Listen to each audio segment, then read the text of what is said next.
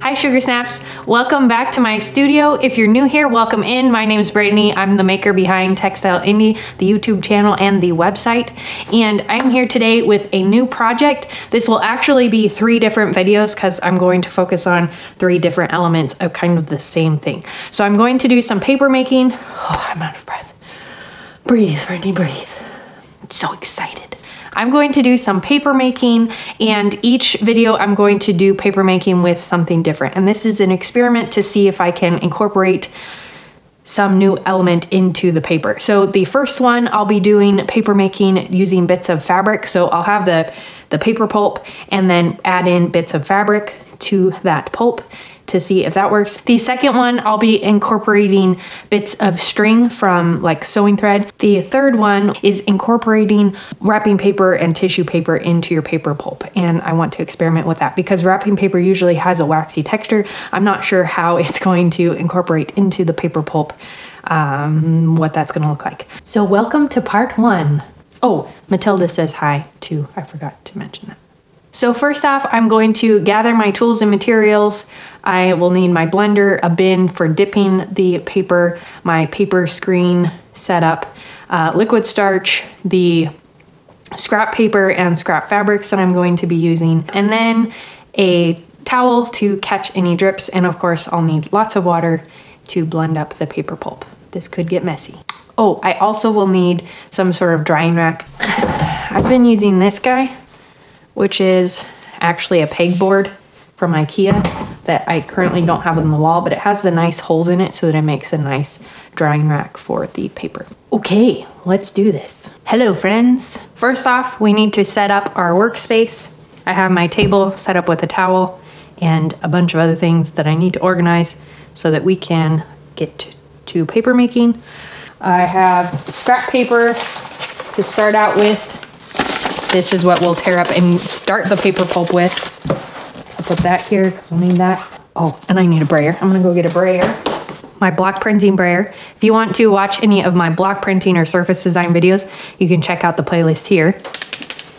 That. For paper making, I have a blender that I got from the thrift store. This is used and I only use it for paper making because I don't know about you, but paper bits in my smoothies just do not sound good. Also, I have a very messy paper frame. Past Brittany is not very good at cleaning up after herself. Future Brittany, of course, is always good at cleaning up after herself. I always hope I will be better tomorrow. Sometimes that's true. Sometimes better today is better than better tomorrow. Okay. Wooden frame, a plastic grate, a piece of window screening or some other screening, and then I have this very fine mesh for squeezing out the extra water moisture from the paper. I have links in the description below for all the tools and materials. Check down there for a link to this setup. Also, if you click on those, some of them are affiliate links, which means that I do get a small dividend from you purchasing from that link, which helps me to create more content. So I really appreciate you doing that. Thank you very much. I think that's all our tools and materials. Blender cords are very short. I need an extension cord. That in over there. Plug this in over here.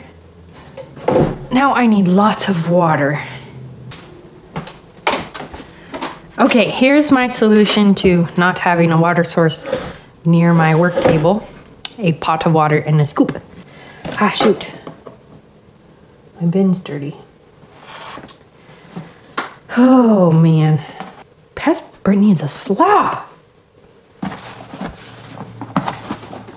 Now I think I'm ready to get started. I have my bits of fabric that I've pre-cut. This is some denim recycled jean material and some bits of muslin from scraps from mock-ups that I've done for sewing projects. These will get incorporated into our slurry. So I'm going to start out by creating the paper slurry.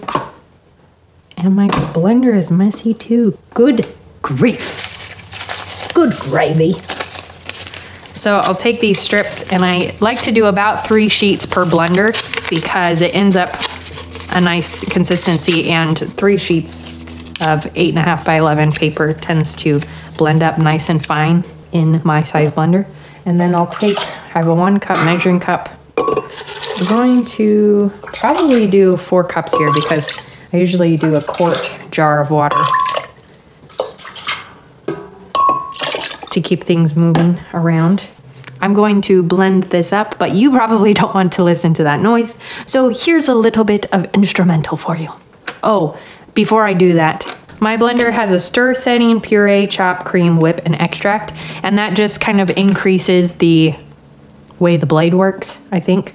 So I like to start out with a stir because it's just a gentle mixing of the paper with the water and kind of dampens the paper even more, and then work my way up. Also, another thing that I typically like to do, which because I'm talking so much is happening naturally, is allow the paper to sit in the water for about a minute, if not a little bit more, to dampen it up, allow the fibers of the paper to loosen up so that when I do start to blend it, it comes apart more easily.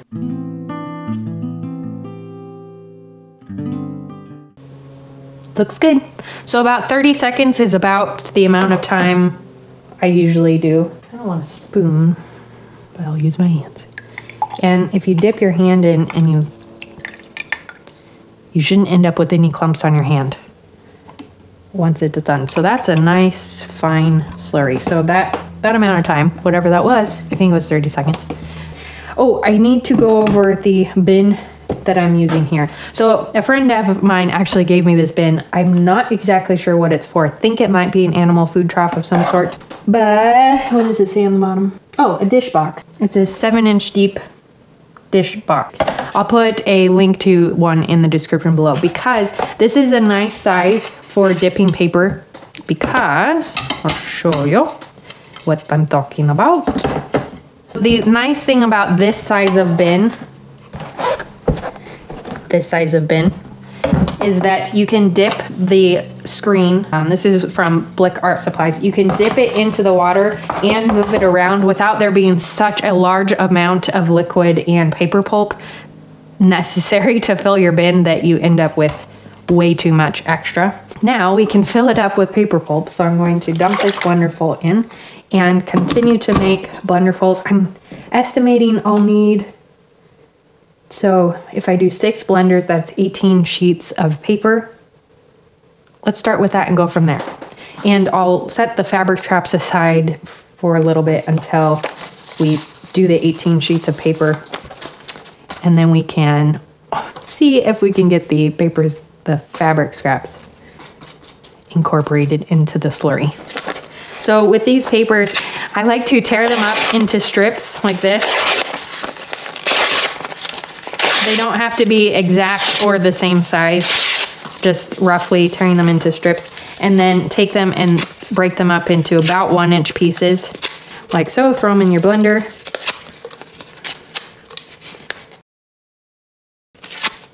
And then add the water. I'll let it sit for a minute and then blend this one up. Okay, I'm gonna do a quick time lapse to do these 18 sheets of paper, or the rest of the papers, and then we'll come back and I'll continue doing whatever it is we're doing.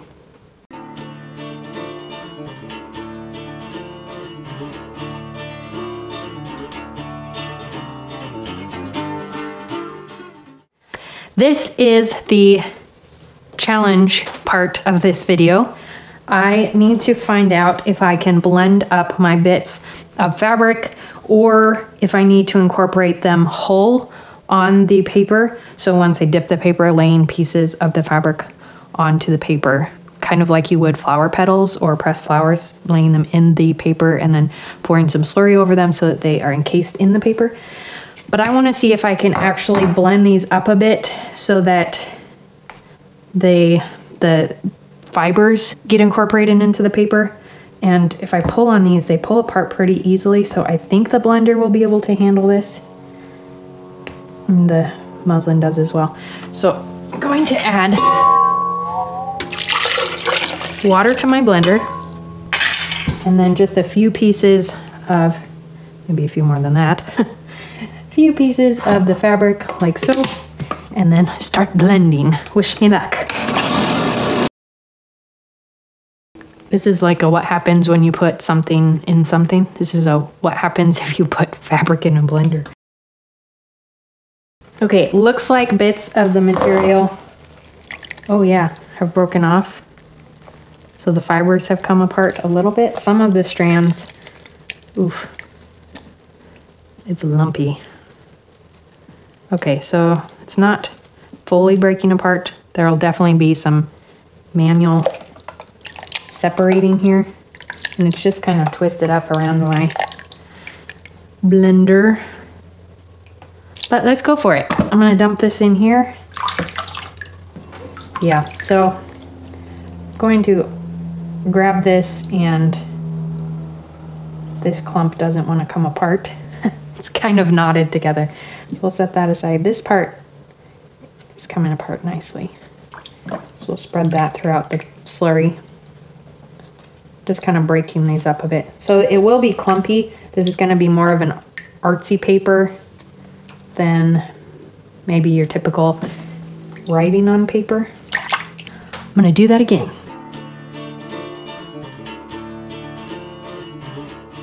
Again, kind of lumpy.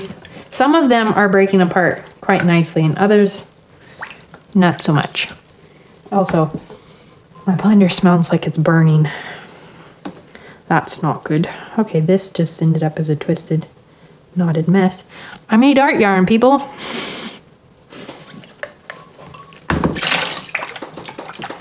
Okay, let's do one more blenderful. Well, I have some bits of the fabric in here. Let's dip some paper and see how this looks. And I have this pile of readiness. I'm gonna just stick this over here. Set up my paper screen. This plastic grating is really nice because you set your screening or window screen, whatever kind of screen you're using, on top of that, and then the wooden frame fits over the screen and you hold that tight. So the screening is sandwiched between the two. The grating on the bottom holds the piece flat, and the frame makes the shape of the paper and holds the screening in place. So you hold this firmly in place when you go to dip, and my hands aren't gonna fit that way, so I'm gonna go this way.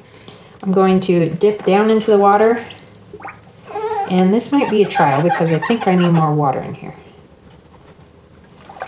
And you can do an initial dip to see how it goes, and that's very thick. So I'm going to just dump that off and add water to my slurry here. Okay. I think I'm just gonna add all of this water. You want a 2-to-1 or 3-to-1 ratio, so 2 or 3 parts water to 1 part paper slurry. So you end up with the consistency of paper slurry to water, so that when you go in to dip it like this, you're able to move the slurry around easily so your papers don't end up being 3 inches thick. And I think I need even more water because this is really thick. But let's go with this first piece. Okay, so I got some fabric bits tucked in there. I'm going to put my grating on top and squeeze out the water.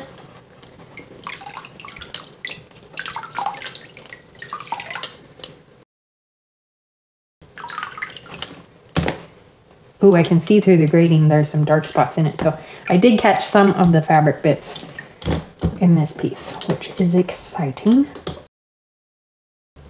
Okay, and then lay this on my towel. Squeeze out some more water.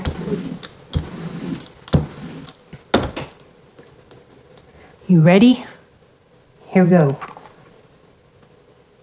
Oh, nice! So I ended up with some cool kind of marbly texture because the fabric bits incorporated into this fabric. paper. Okay, I'm going to transfer this. The paper slurry is really sticky just because it's wet. And pull out my drying rack. Transfer this here. So transferring is kind of tricky because you need to gently pull off, and this is super easy to tear. Your new paper piece, super easy to tear. So I'm just gently pulling from one corner across, and there's my piece. Okay, I'm gonna set this aside and keep dipping. Oh, shoot!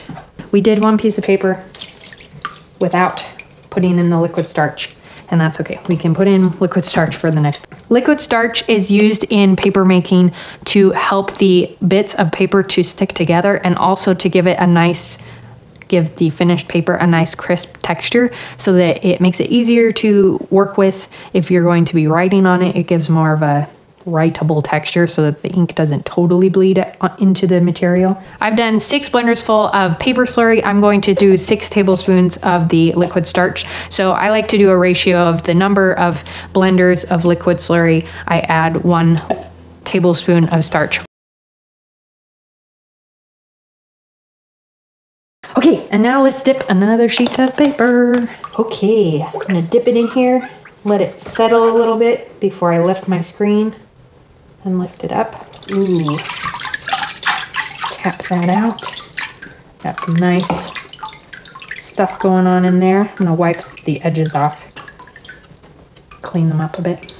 If you want a full tutorial on how to dip your own handmade paper using scrap paper, check the video link in the description below or up here. Oh boy, this is the exciting part. Ooh, nice. Lots of little bits of blue in there. Before I finish dipping paper, I want to do a sheet with some fabric embedded into it. Different than this, more of the strips of fabric. I'm gonna dip a piece, and then I'm going to take these pieces and set them onto the paper in kind of curlies and tap them in. I'm going to use this measuring cup, take some slurry and pour it over the fabric. And my goal here is to use the slurry to embed the fabric by having the little fibers cover the material.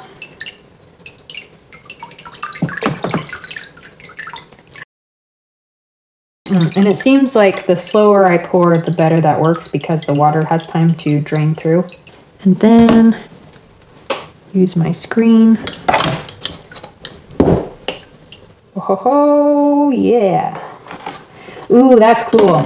Okay, so that looks like it's going to be embedded nicely. I may have to spray it with some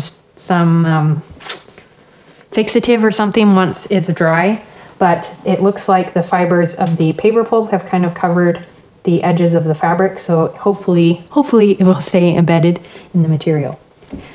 Okay, so now I'm going to continue to dip paper to use up some more of this slurry, and then allow these sheets to dry, and I'll show you all of the finished sheets once they're completely dry. So when you're finished with your batch of slurry, don't dump it down your sink because it has liquid starch in it and bits of the paper, and you don't want that to clog your drains. I have my bin that I normally dip paper in and a sieve, which apparently I used for dye powders recently because it is all kinds of colors, which is why my hands are all kinds of colors. I'm going to take this bin of slurry and transfer it through the sieve and allow the water to seep out and the pulp to go into the sieve. So I'll pour it in here like so.